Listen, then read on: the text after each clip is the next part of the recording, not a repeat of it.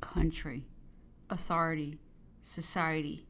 These are what Napoleon represents. He alone supplies us with a common faith and hope, a common religion, a common form of worship. He alone can deliver us from a common terror. In him alone, we Frenchmen who are not oppressors and are tired of being oppressed can and ought to meet on common ground. It is because they have known how to honor their heroes and keep them in faithful recollection that other peoples have become great at our side. A pedant has said that it was the Prussian schoolmaster who conquered Sadova. Nonsense! It was Frederic the Great, and it was he, living, who at Sedan conquered Napoleon. Dead. France, lying down in its armor of war, sleeps a heavy slumber, a slumber which has lasted for 24 years. Around her swarm and buzz the rabble of spouters and betrayed who take her for their prey.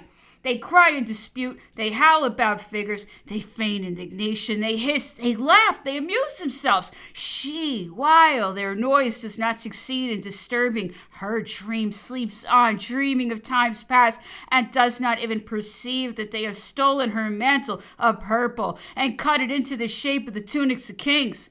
But let the hero, so unmoved by these outcries, ascend the mountain, let him appear.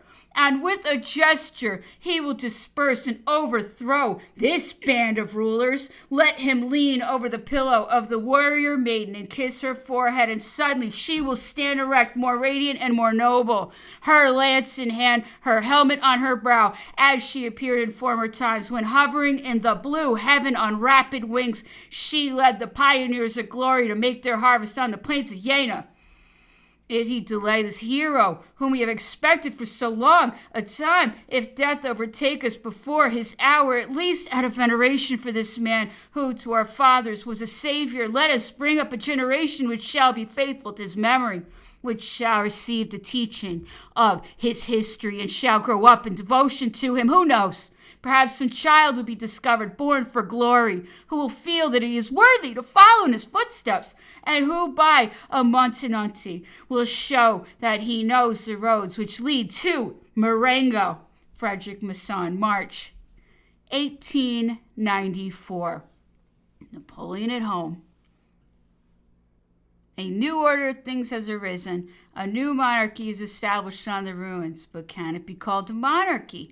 Doubtless he who now occupies the Tuileries has this in common with his predecessors, that he is an absolute ruler, but he conquered for himself that which was theirs by right of inheritance.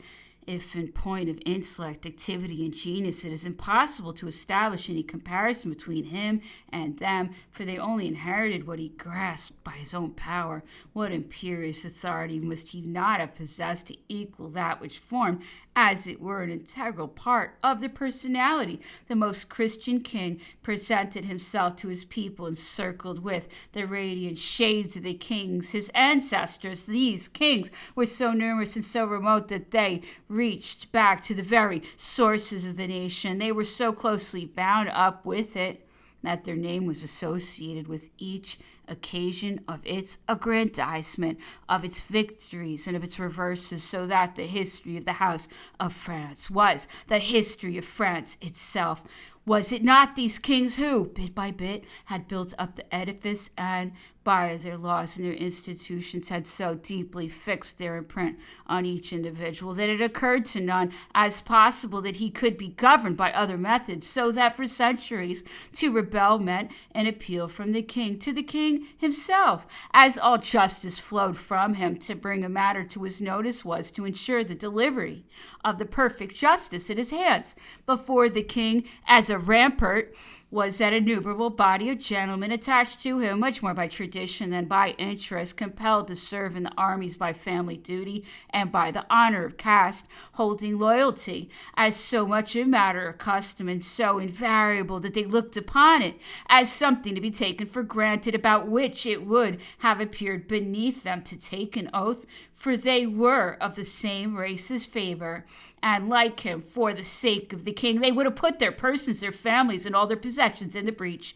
This they testified by their emigration, by their service in the army of Conde at Quiron and on the scaffold. This testimony of a whole caste in favor of a form of government has no equal among any other nation. To testify to its faith in the monarchy, the nobility gave its life, its fortune, the inheritance of its children.